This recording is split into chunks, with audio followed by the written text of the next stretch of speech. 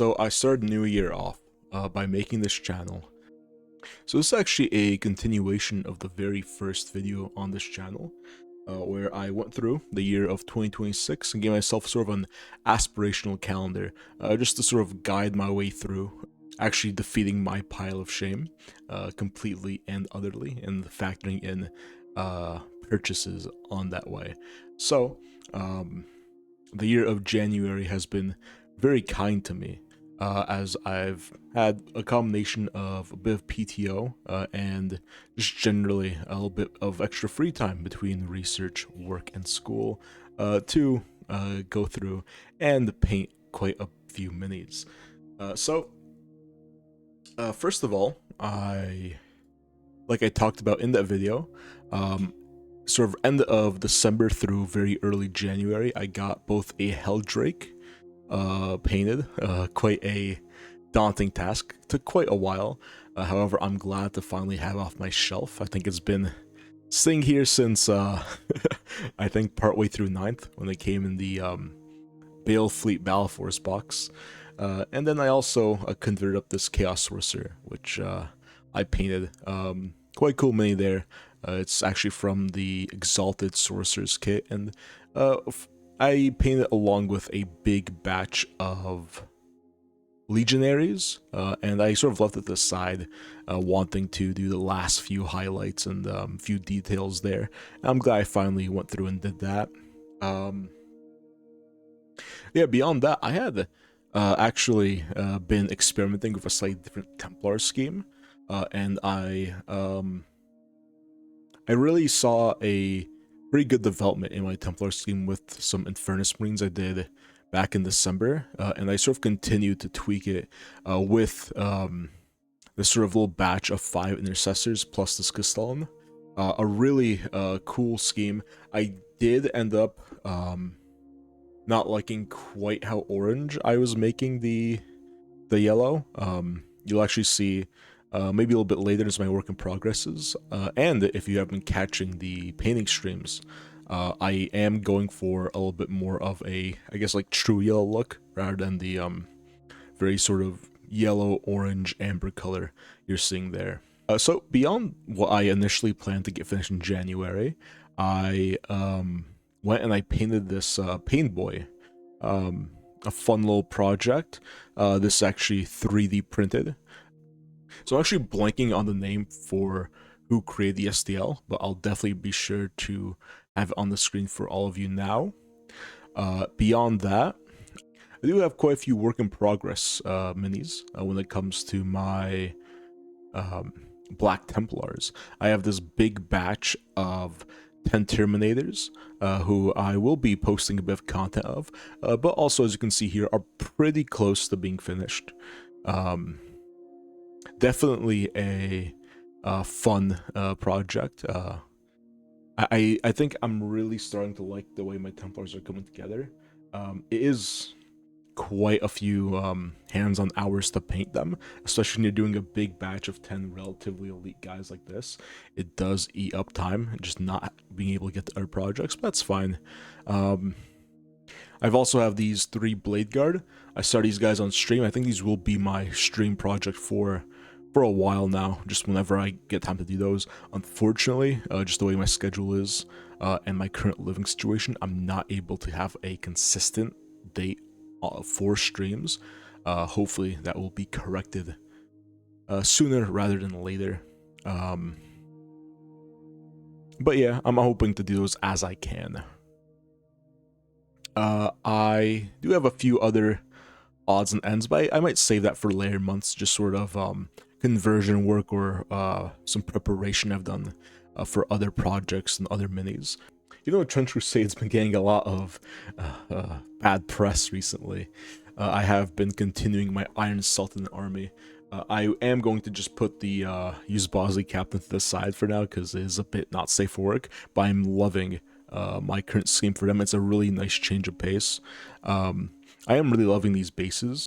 I always want to utilize pigment powders a lot more on some of my other schemes, particularly for my Templars. But I'm glad I waited for the Sultan to try it because it gives a great look and it let me really sort of master them. And I think I might go back and actually pick up some like more sort of Martian red earth to eventually apply to some of my Templars units later on. I also really like the sort of purples and just the general scheme, a little bit more muted than some other Sultanate schemes. And I think this is also one of the only armies I have that actually has some sort of camouflage when it comes to the base. They are definitely, I think, one of the more practical forces. So I think that is somewhat fitting with Trench Crusade and with their sort of lore and whole vibe. And now we have the biggest contributor to any pile of shame. It's the occasional great deals you find. A local store, one that I often frequent, was actually liquidating all of their Horus Heresy items at stock, including multiple Saturnine boxes. So when I heard this, I rushed the store, purchased one. However, there are a lot of minis in this thing. I'm hoping to use these for potential future projects. I always want to try that sort of oil slick forge rolled iron hand scheme. I always thought that would be a lot of fun to try out. Maybe with airbrush, maybe with just wet blending on some thin down layers of like contrast paint. But I do think that it will be a video and project for the future. I also want to try out some word bearers, one of my favorite legions. I think one of the big things is I'm not the biggest fan of Horus Heresy as a setting. But I do at least want to give painting some Horus Heresy colors in the official legions a shot before I inevitably just use them for more units for my custom CSM warband. But there are some very nice models in here, and while I do like the game of Horus Heresy, I'm not sure I'm going to take the dive now. However, looking through what I've painted this month and next month, I've been getting pretty tired of Space Marines. I've basically run out of orc units. I do have these really cool Helicans from Station Forge that would fit great into my Freebooters army as proxies. However, besides that, that's one of the only non-Ceramite code things I have left to paint. So, that being said, I am looking into Old World. I played a few test games, and I honestly love that system so much. I'm getting so much more joy from that game than playing, you know, my usual games of 40k. I think it's a lot more my vibe. So, I do think there's a couple Beastman purchases in my future.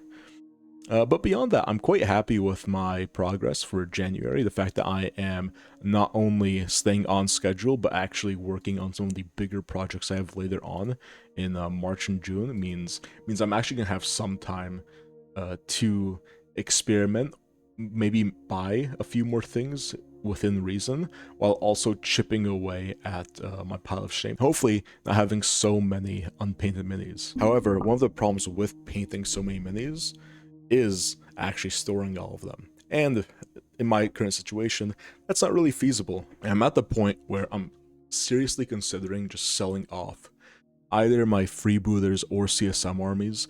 I'm really not the biggest fan of the scheme I went for now. It was a massive just reaction to how I was getting very bored of painting Black Templars, going for something very garish, going for a very different painting style, which I think is fine, right? It gives me a solid break. However, I think I've kept to this scheme. I haven't liked it for a while now, and I've begun to sort of resent it in a not very healthy way. So, I believe I'll start, you know, either auctioning these off or just otherwise getting rid of at least some of them. There are a couple units I do want to keep around, maybe a handful of models. I'm really hoping that downsizing my collection this way can lead me eventually to starting some new armies, getting into new games. Again, Old World, I think, is where I want to be headed. And honestly, I just don't have the bandwidth at the moment to really support 3 40k armies plus a Old World army. So I think I will downsize, definitely keep a lot of my Templars, maybe even start selling some of those off. We'll see. You've probably noticed I've been posting quite a few YouTube shorts, and part of it is just me organizing my models as I'm getting them off the shelf, moving them around, as I've been putting them in the keep or sell piles. It's been pretty useful to look through my old models, give them a few more minutes in the limelight, and really help me gauge my interest in each of those respective armies. At this point, I want to sort of reach out to anyone listening that may have a little bit more experience than I do, actually selling off proper armies. I have sold off decently large 40k forces before, but typically in the 1000 to 500 point ranges. Normally just from like starter boxes or little like comp patrols I bought. And these are going to be a little bit larger. So if you do have any advice for selling those, whether to break them up or sell them as a lot, definitely post in the comments. I'm really interested in what people have to say regarding that. And to play us out, I have all the models painted in January altogether. And to finish us off, I would just say, make sure to post below what you've painted this month, any plans hobby-wise that you have going forward, are there new armies you're looking to pick up, and what is your approach to army collection? Do you just sort of hoard up many forces, or do you sort of try and cycle them out? Once you lose interest in one, will you sell it, or will you just sort of keep it in storage and wait until you really rekindle that fire? I'd be excited to hear from anybody. Have a good one. Stay safe.